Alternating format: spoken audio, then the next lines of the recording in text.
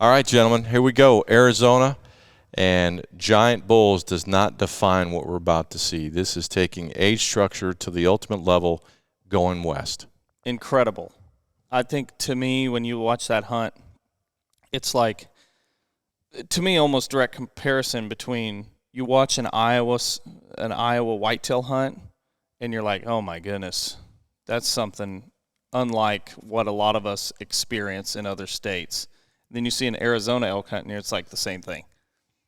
You know, to me, it's like when you think giant whitetails, you think Iowa. When you think giant elk, you think Arizona. And so we're getting to experience it here, and that's what I want to unpack. To me, I think why so many that happens. people, especially in the whitetail side of things, because that's what most hunters have experience with, right? Have a poor understanding of population dynamic, herd dynamic, right? Age structure within a herd. I think a lot of people are out there seeking to hunt and encounter a 4.5-year-old deer. And that deer in that neighborhood, it may not even exist. And so what they're able to see on trail camera or try and have an encounter with or observe from a tree stand, it just doesn't even exist. But here is a prime example in the Western elk world where you guys have encounters with older age class bulls all the time. And it throws out some incredible bulls year after year after year in consistency, but they are extremely diligent on taking and harvesting older, mature bulls. And we should define what that means, which is the camp boss and the ranch rules are 350 inches or larger. Mm-hmm. So they spell it out really well, knowing and saying, hey, there's a good probability you're going to go home empty because of this baseline that we have to have on this ranch. So if you're not willing to accept those engagements, rules, don't bother coming. Mm-hmm.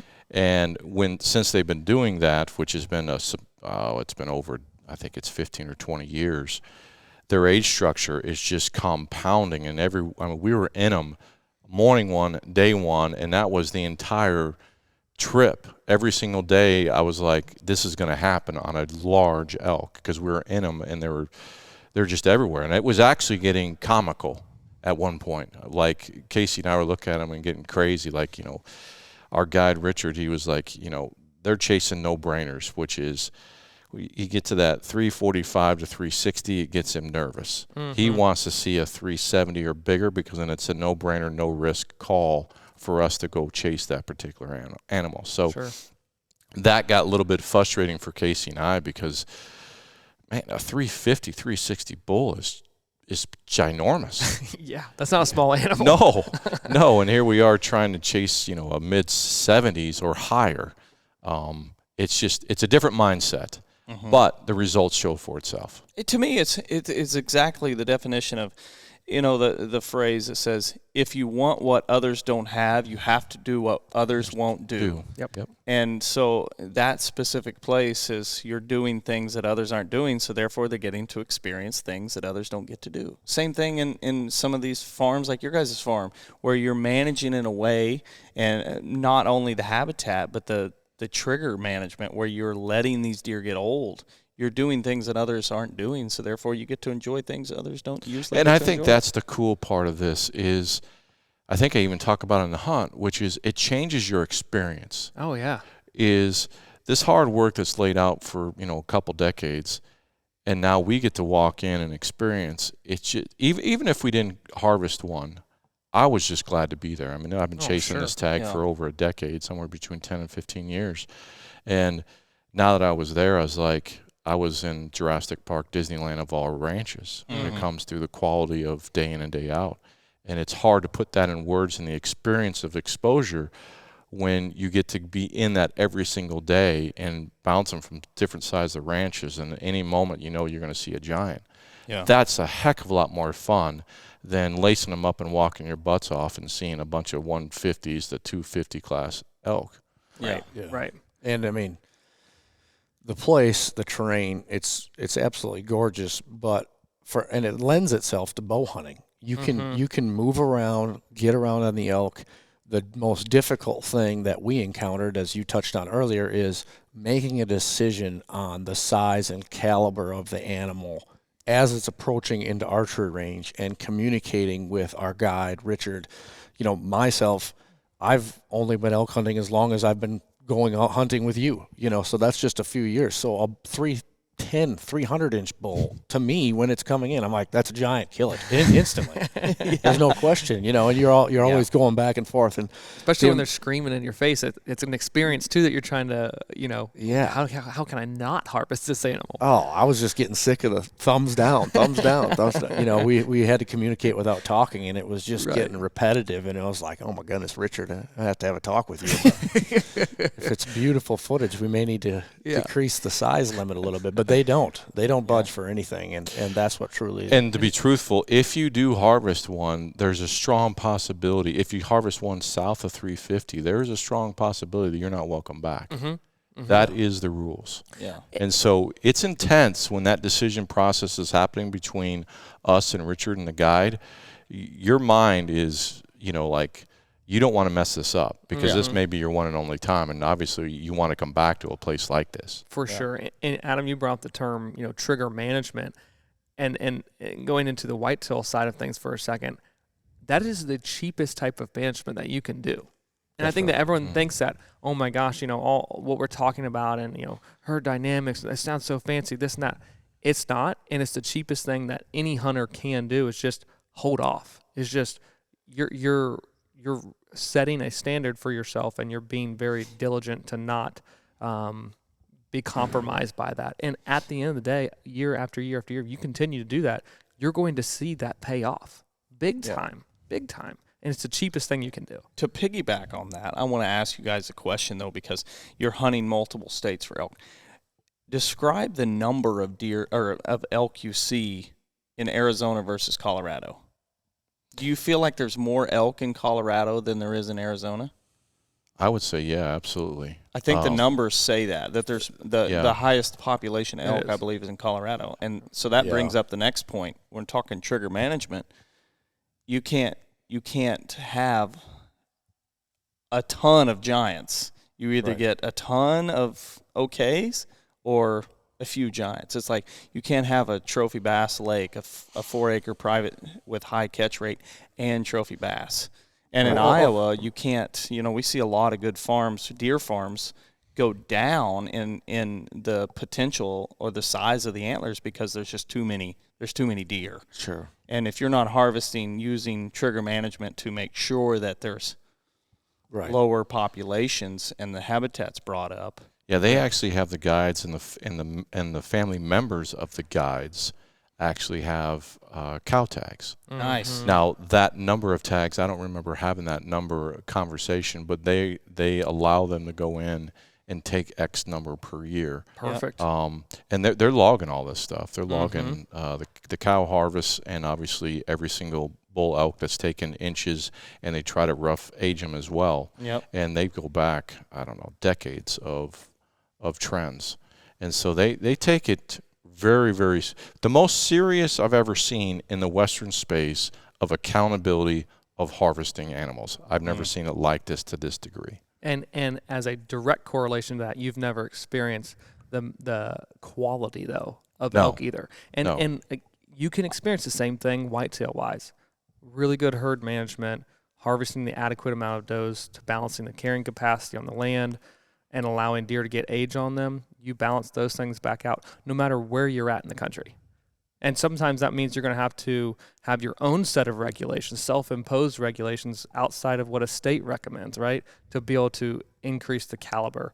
I think, honestly, a lot of that, there's people watching from the East Coast, and they're like, well, my state doesn't allow this. Well, you're going to have to do it a little bit more diligent than what the state allows, right? It might not be fill 3 buck tags. It's, hey, I'm going to try and just fill 1, and it's going to be 5.5 and older.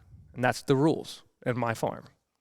This is a true definition of discipline showing the potential of what a ranch could potentially do. Because the habitat, they do some water stuff.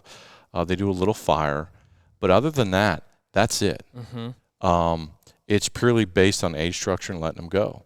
And, we talk about this all the time, how many deer that we let walk at 4 and 5 years old because of potential. And if we could, say anything to the viewers, age structure, in my opinion, is the number one, because without age, you don't have any potential of.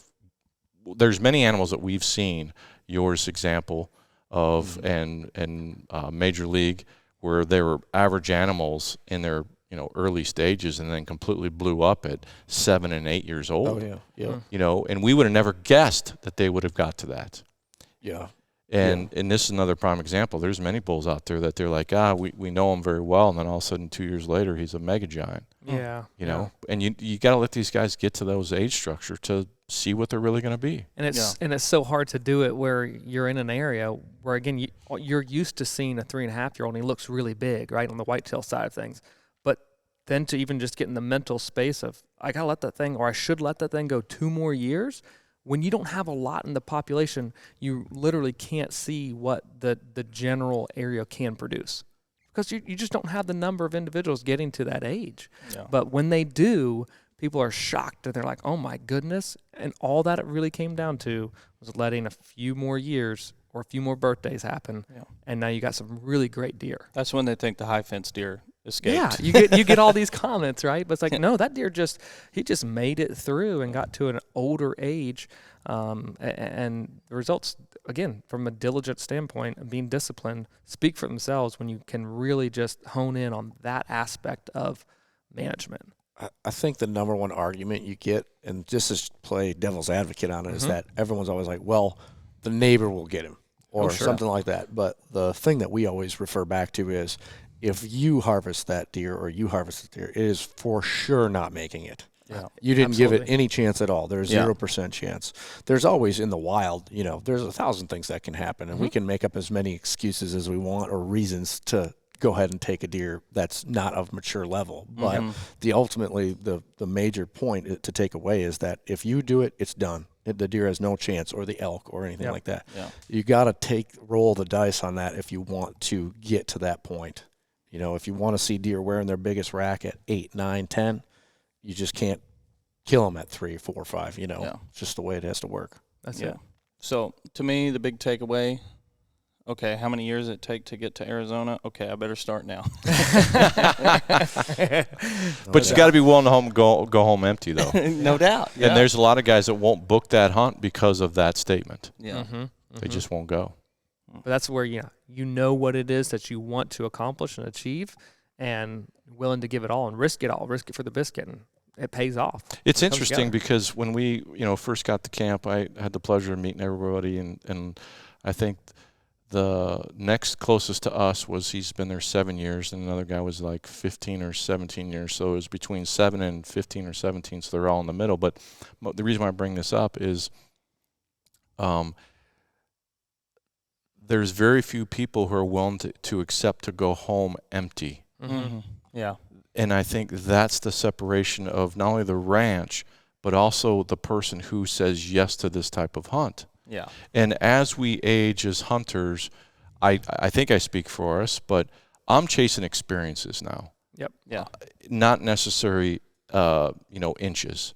I want to experience next level stuff, and that is next level stuff. Yeah. But you got to be willing to go home empty. I think you could take away too that when you started talking to people and they were there, you hear that they're 7th, year 8, year 16. That instantly tells you what. Yeah. Obviously, it doesn't stink, right? The hunting's not terrible. Yes. No one's going to put themselves through 15 years of terrible elk hunting.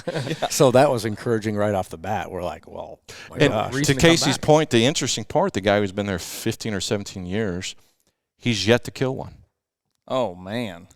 Wow. And that is because discipline. He says, I want to experience day one and the last minute because I am chasing that very special one, and I know it's here, and I don't want to lose any minutes to settle. And he's yet to shoot one. That's a man who loves what he's doing and knows it and is there for the experience. 100%. Along for the ride. Yeah. Wow. Tip my hat to that. Amen. All right, we just gave away all the details of how this hunt went down, but check out the link to see it in real time.